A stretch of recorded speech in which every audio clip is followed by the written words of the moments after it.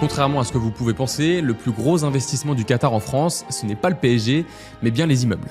L'Émirat a racheté entre 2005 et 2019 des dizaines de palaces, d'hôtels et de domaines pour plus de 7 milliards d'euros. Et on peut alors se demander pourquoi est-ce qu'il aime tant les immeubles français. J'aimerais vous dire que c'est parce que ce sont les plus beaux du monde, mais ce n'est pas vraiment le cas. C'est surtout parce que le Qatar bénéficie d'un statut assez particulier après avoir sauvé Nicolas Sarkozy dans une affaire d'infirmière bulgare qui mêle corruption, VIH et Libye.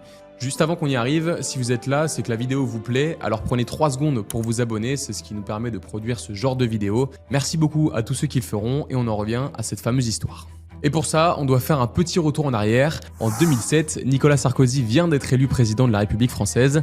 Tout de suite, il veut briller à l'international et négocier avec le grand dictateur libyen Mouammar Kadhafi. Il l'invite donc à Paris pour lui dérouler le tapis rouge et tenter surtout un coup d'éclat diplomatique, libérer des infirmières bulgares détenues depuis 8 ans à Tripoli, la capitale de la Libye. Ces 5 infirmières sont accusées d'avoir injecté le VIH à 462 enfants, mais certains analystes parlent d'une manipulation politique de la part du régime libyen qui aurait lui-même injecté le virus sur ses propres enfants pour récupérer des otages et réclamer une rançon.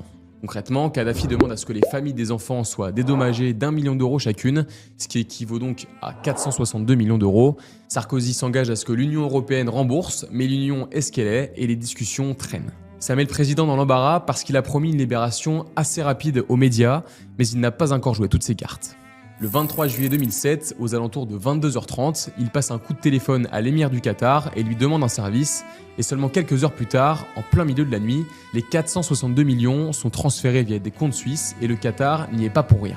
Les infirmières sont libérées, Sarkozy fanfaronne, reçoit des décorations et remercie le Qatar avec un cadeau jamais vu jusqu'ici. L'émirat a beau être déjà ultra riche, il n'avance pas de l'argent gratuitement. En échange de son aide, il obtient un deal fiscal incroyable. Pas d'impôt sur les plus-values immobilières, pas d'impôt sur la fortune immobilière, ni sur les dividendes. Le rêve pour tout investisseur.